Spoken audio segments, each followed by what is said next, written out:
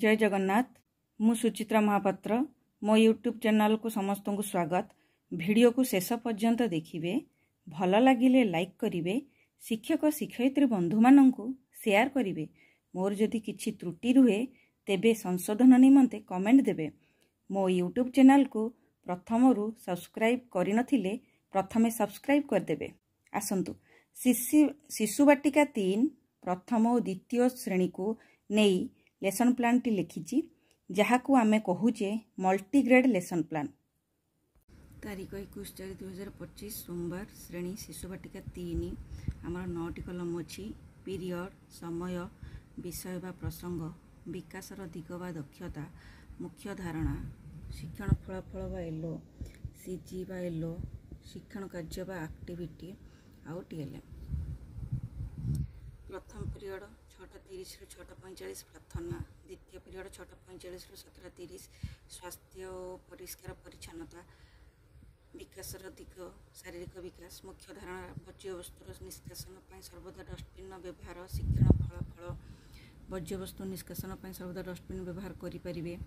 CG बा yellow, CG 1 सी 1.3 शिक्षण कार्य, श्रेणी कक्ष बाहर वर्ज्य वस्तु यथा कागज, पेंसिल खंड, चॉकलेट जरी इत्यादि सदा सर्वदा डस्टबिन में पकाइबा उचित बोली बुझाइबे। तृतीय पीरियड 7:30 रु 8:15 संख्या और परिवेश ज्ञान, विकासर दिग, बौद्धिक विकास, मुख्य धारणा, अधिक और कम धारणा पाइबे, शिक्षण फलाफल, जेकोसी दुईटी वस्तु को तुलना करी कम और बेसी धारणा पाइपर। सीजी बा एलो है सीजी 8 सी 8.5 शिक्षण कार्य, गोटे डालारे बहुत गोड़ी रखी तापर सूचना देवी। प्रथमे गोटे हाथ रे गोड़ी नहीं गोटे डालारे रखिए एवं परे दुई हाथ रे गोड़ी नहीं आउ गोटे डालारे रखिए। तापर से माने निजे तुलना करी कहिबे किए बेसी और क्यों डालारे कम गोड़ी अच्छी। सेथिपाई आवश्यक उपकरण गोड़ी और दुईटी डाला। चतुर्थ पीरियड 8:15 रु 9टा कला और सौंदर्यबोध, मुख्य धारणा, विकासर दिग, कला और सौंदर्यबोधर विकास, मुख्य धारणा, बेलून को अल्प फुंकी से रंग को लगाई फूल चित्र अंकन करिवो। शिक्षण फलाफल होची बेलून द्वारा फूल चित्र अंकन करें। सीजी बा एलो है सीजी 12 सी 12.3 शिक्षण कार्य, गोटे पात्र रे रंग रखाजिवो। तापर मु सूचना देवी बेलून को अल्प फुंकी ताकू बांधिबो एवं सही बेलून को रंग रे बुड़ाई ड्राइंग सीट रे थापी थापी फूल चित्र अंकन करिवो। आवश्यक उपकरण रंग, बेलून, ड्राइंग सीट। पंचम पीरियड 9:45 रु 10:30 भाषा, विकासर दिग है भाषागत विकास, मुख्य धारणा, च अक्षर चिन्हट, शिक्षण फलाफल, च अक्षर को चिन्हट कहीपर। सीजी बा एलो है सीजी 10 सी 10.1 शिक्षण कार्य 1 अक्षर कार्ड देई ता मध्यरु च अक्षर को चिन्हट करने सूचना देवी। सेथिपाई आवश्यक अक्षर कार्ड। 21/4/2025 तारीख सोमवार। श्रेणी प्रथम पीरियड 6:30 रु 6:45 प्रार्थना। द्वितीय पीरियड 6:45 रु 7:30 सर्कल समय कार्यक्रम, मुक्त वार्तालाप, विकासर दिग, सामाजिक आवेगिक और नैतिक विकास, मुख्य धारणा, अनुभूति आधारित आलोचना, शिक्षण फलाफल, कंचा आंब कि काम लगे ता शिशु मैंने कहीपर। सीजी बा एलो सीजी 4 सी 4.2 शिक्षण कार्य, निम्नलिखित प्रश्न गुड़ी को पचारि उत्तर आदाय करी। प्रश्न 1 कंचा आंब आम केमिति गछरु तोली थाउ। प्रश्न 2 कंचा आंब किपरि भाबरे खाइले बहुत मजा लगे। टीएलएम चित्र कार्ड आंब। तृतीय पीरियड 7:30 रु 8:15 विषय है मो शरीर, प्रसंग मो अनुभव, विकास दिग डीजी 1 मुख्य धारणा, पिला माने विभिन्न आवेग गुड़िक उपर धारणा पाइबे। शिक्षण फलाफल पिला माने विभिन्न आवेग गुड़िक उपर धारणा पाइपर।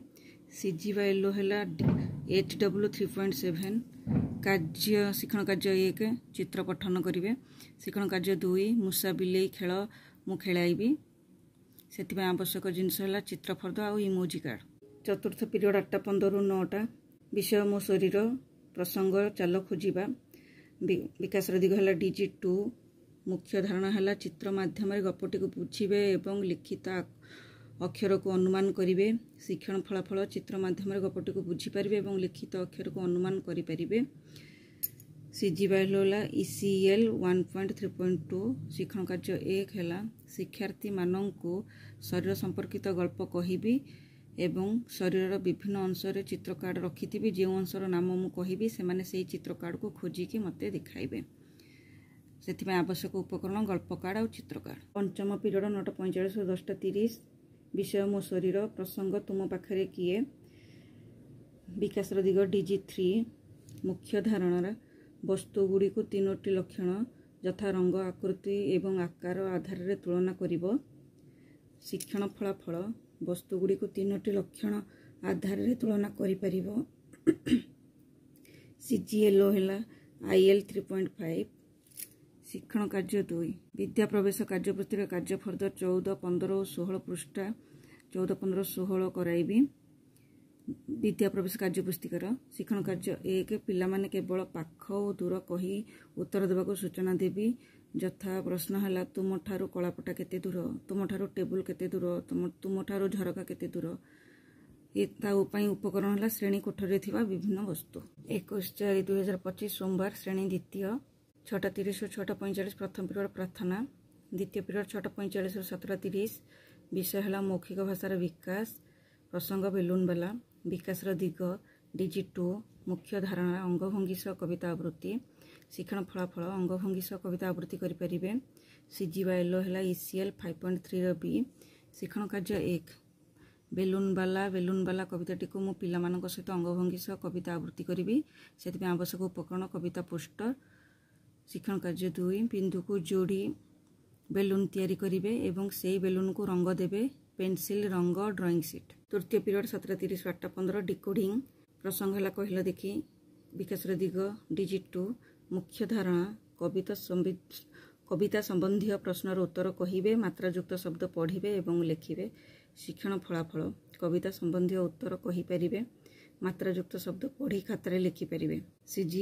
ECL 5.3 A शिक्षण कार्य 1 निम्नलिखित प्रश्न पचारि उत्तर आदाय करी।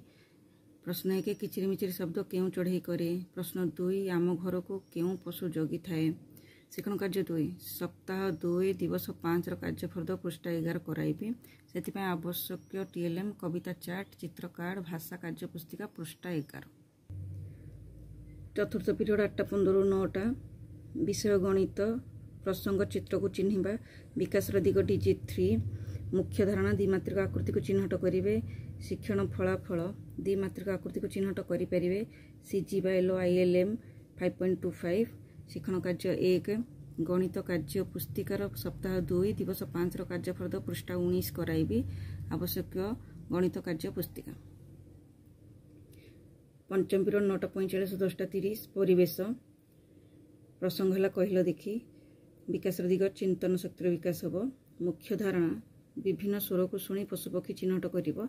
शिक्षण फलाफल विभिन्न स्वर को आधार कर पशुपक्षीर नाम चिन्हट कर।